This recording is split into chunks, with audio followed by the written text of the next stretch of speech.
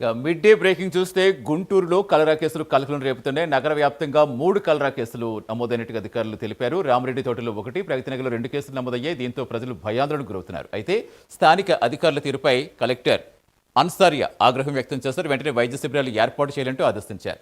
త్వరితగతిన వైద్య పరీక్షలు జరపాలని కూడా ఆయన సూచించారు.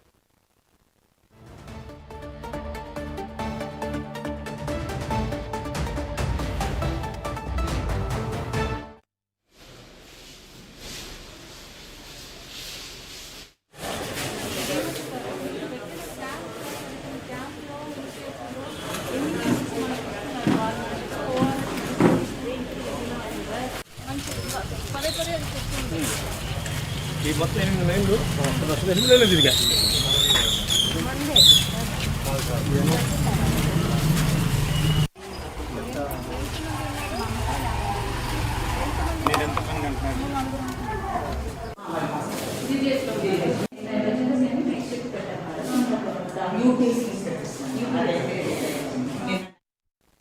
గుంటూరులో కలరా కేసులు కలకలం రేపుతున్నాయి. నగర వ్యాప్తంగా 3 కలరా కేసులు నమోదైనట్టుగా అధికారులు అంటున్నారు. రామరెడ్డి తోటలో 1, ప్రగతినగర్లో 2 కేసులు నమోదయ్యాయి. పూర్తి సమాచారం ఇచ్చేందుకు మా కరెస్పాండెంట్ రవికృష్ణ జాయిన్ అవుతున్నారు. రవికృష్ణ, ఏంటి అసలు ఈ మధ్యకాలంలో చూస్తున్న తురకపాలెం సంఘటన ఇంకా మరునే లేదు. ఇప్పుడు గుంటూరు వ్యాప్తంగా కలరా కేసులు ఎక్కువగా నమోదైనట్టుగా చెప్తున్నారు. అసలు ఎలా ఉంది సిచ్యువేషన్, ఎలా ఉంది, ఏం చెప్తున్నారు అధికారులు, ఎలాంటి జాగ్రత్తలు తీసుకుంటున్నారు? సతీష్, ఏదైతే కలరా కేసులు అయితే మాత్రం నమోదు కావటం ఒక్కసారిగా కూడా జిల్లా వాసులు మాత్రం కలవరం గురి చేసిందని చెప్పుకోవాలి. గుంటూరు జిల్లాకు సంబంధించి ప్రధానంగా కూడా ఒక ఇన్సిడెంట్ తర్వాత మరొక ఇన్సిడెంట్ జరుగుతున్నటువంటి పరిస్థితి కనపడుతున్నాయి.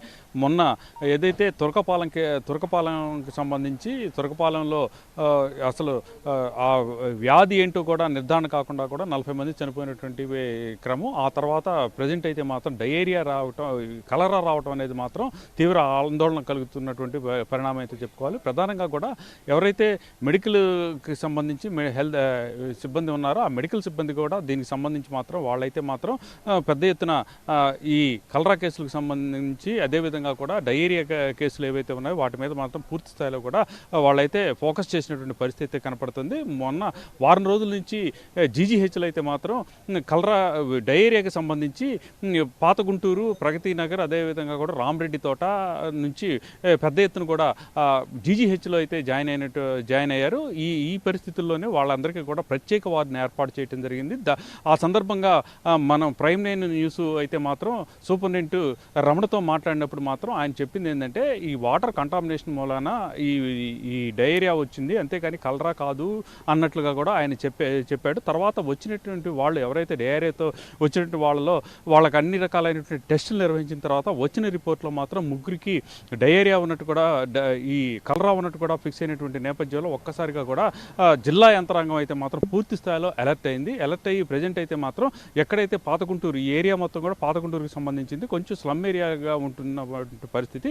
ఈ నేపథ్యంలోనే కలెక్టర్ అయినటువంటి తమీమ్ అన్సారియా మాత్రం ఈ రోజు ఉదయం కలెక్టరు, అదేవిధంగా కూడా మున్సిపల్ కార్పొరేషన్ కమిషనర్ అయినటువంటి శ్రీనివాస్ కూడా అక్కడికి వెళ్తాం జరిగింది. వెళ్ళి అక్కడ ప్రజలతో వాళ్ళైతే మాత్రం ఇంటరాక్ట్ కూడా జరిపారు. అక్కడ ఉన్నటువంటి పరిస్థితుల్లో, అక్కడ ఉన్నటువంటి వాతావరణాన్ని, అదేవిధంగా అక్కడ ఉన్నటువంటి అపరిశుభ్ర వాతావరణాన్ని కూడా చూసినటువంటి నేపథ్యంలో పూర్తి స్థాయిలో కూడా వాళ్ళైతే మాత్రం వాటి మీద ఫోకస్ చేసిన పరిస్థితి అయితే కనపడింది. ప్రధానంగా అక్కడ ఉన్నటువంటి పీపుల్ ఎవరైతే ఉన్నారో వాళ్ళకి సంబంధించి చుట్టుపక్కల ప్రాంతాల్లో కూడా అపరిశుభ్రమైనటువంటి వాతావరణం ఉండటము, అదేవిధంగా కూడా కంటామినేటెడ్ ఆహారాన్ని తీసుకున్నటువంటి పరిస్థితులు అయితే ఉన్నాయి.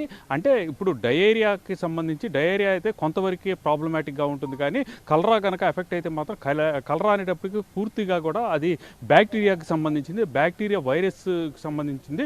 కలరా కనుక స్టార్ట్ అయితే మాత్రం అది ఒకరి నుంచి ఒకరికి స్ప్రెడ్ అయ్యే అవకాశం ఉన్నటువంటి నేపథ్యంలో ఒక్కసారిగా కూడా ఎవరైతే మెడికల్ సిబ్బంది ఉన్నారో వీళ్ళంతా కూడా అలర్ట్ అయ్యారు. అదేవిధంగా కూడా మున్సిపల్ సిబ్బంది కూడా అలర్ట్ అయినటువంటి పరిస్థితి. అక్కడ పరిశుభ్రమైనటువంటి వాతావరణాన్ని తీసుకురావడానికి, అదేవిధంగా కూడా చుట్టుపక్కల బ్లీచింగ్ పౌడర్ చదువుతుంతో పాటుగా కూడా అక్కడ ఈ మెడికల్ క్యాంపులు కూడా ఏర్పాటు చేశారు. ఇప్పటికే 240 మంది డయేరియాతో జీజీహెచ్లో ఉన్నారు. ప్రజెంట్ వాళ్ళకైతే చికిత్స అందిస్తున్నారు. వాళ్ళలో ముగ్గురికి అయితే మాత్రం కలరా నిర్ధారణ అయినటువంటి నేపథ్యంలో పూర్తి అప్రమత్తమైనటువంటి పరిస్థితి. నిన్న మనం చూసుకున్నట్టయితే మాత్రం నిన్న ఇక్కడ తెనాలికి సమీపంలో ఉన్నటువంటి అంగల్కుదురు గ్రామంలో ఒక మహిళకు కూడా కలరా వచ్చినట్టుగా కూడా నిర్ధారణ అయింది. ఆమె అయితే మాత్రం ఇక్కడ ఉన్నటువంటి ప్రైవేట్ హాస్పిటల్లో చికిత్స తీసుకుంటున్నారు. ఆ పరిస్థితి అయితే నిలకడగా ఉన్నట్లు తెలిసింది. ఇది తెలిసిన వెంటనే కూడా ఈ వైద్య ఆరోగ్య సిబ్బంది అయితే మాత్రం ఆమెకు సంబంధించి శాంపిల్స్ కూడా సేకరించి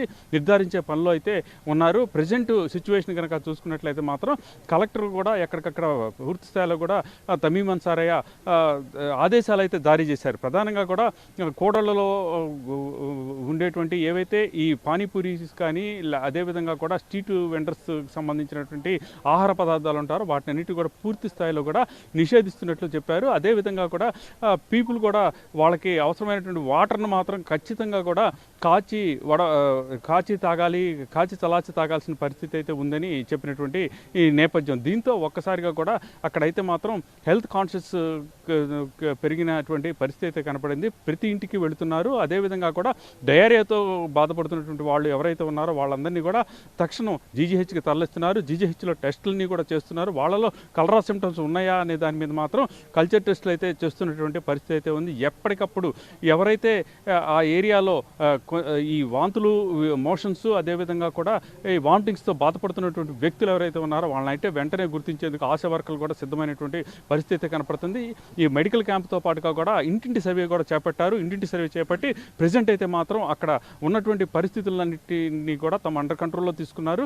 ఎవరు కూడా బయట ఫుడ్ తీసుకోవద్దు. అలాగే ఇక పానీపూరికి సంబంధించిన ఏవైతే ఉన్నాయో వాటిని మొత్తాన్ని కూడా బంద్ చేశారు. ఒక వారం పాటు బయట ఫుడ్ తీసుకోవద్దని మాత్రం చెప్పినటువంటి పరిస్థితి. ఇప్పటికే పూర్తి అలర్ట్గా ఉన్నారు. గ్రామాల్లో కనుక చూసినట్లయితే గ్రామాలకు సంబంధించి పూర్తిగా కనుక చూసుకున్నట్లయితే మాత్రం ఈ గ్రామాలలో కూడా ఎక్కడికక్కడ అయితే మాత్రం పరిశుభ్రమైనటువంటి వాతావరణం ఉండే విధంగా కూడా బ్లీచింగ్తో అక్కడ శుభ్రత చేస్తున్నటువంటి పరిస్థితి అయితే ఉంది. అదేవిధంగా కూడా కాలువలను కానీ మొత్తాన్ని కూడా సీట్ కూడా తొలగిస్తున్నటువంటి పరిస్థితి అయితే ప్రస్తుతం అక్కడైతే ఉన్నట్టుగా కూడా మనకి తెలుస్తూ ఉంది. ఎక్కడికక్కడ ప్రతి చోట కూడా హై అలర్ట్గా ఉన్నారు మెడికల్ సిబ్బంది అయితే మాత్రం. ఎందుకంటే కలరా అనేది మామూలు విషయం కాదు. కలరా కనుక సోకినట్లయితే మాత్రం ఒకళ్ళ నుంచి ఒకరికి స్ప్రెడ్ అవుతూ ఉంటుంది. గతంలో కనుక ఏదైతే దీనికి సంబంధించి మన స్వతంత్రానికి ముందు జరిగినటువంటి ఘటనలో అత్యధిక మంది లక్షల సంఖ్యలో కూడా కలరా వ్యాధితో మృతి చెందినటువంటి ఈ పరిస్థితులు గ్రామాలే సవాల్ దెబ్బగా మారినటువంటి పరిస్థితులు గతంలో జరిగాయి. అటువంటి నేపథ్యంలో దాంట్లో ఉన్నటువంటి వైరస్ కానీ బ్యాక్టీరియా కానీ ఒక్కసారి స్ప్రెడ్ అయిందంటే మాత్రం అత్యంత దారుణంగా ఉంటుంది. ఆ పరిస్థితులు అయితే మాత్రం కంట్రోల్ కావు. అందుకనే ఇప్పటికిప్పుడు మాత్రం అన్ని రకాలుగా కూడా మెడికల్ సిబ్బంది అయితే మాత్రం ఖచ్చితంగా కూడా అన్ని పారామీటర్స్లో దాన్ని కంట్రోల్ చేసేందుకు కలరాని కంట్రోల్ చేసేందుకు డయేరియాని కంట్రోల్ చేసేందుకు చేస్తున్నారు. అలాగే మాత్రం ప్రజలు కూడా బాధ్యతగా ఉండాలి. ఎక్కడ పడితే అక్కడ స్ట్రీట్ ఫుడ్ని తీసుకోవద్దు. అదేవిధంగా కూడా కాచల్లాల్సిన నీళ్ళే తీసుకోవాలి.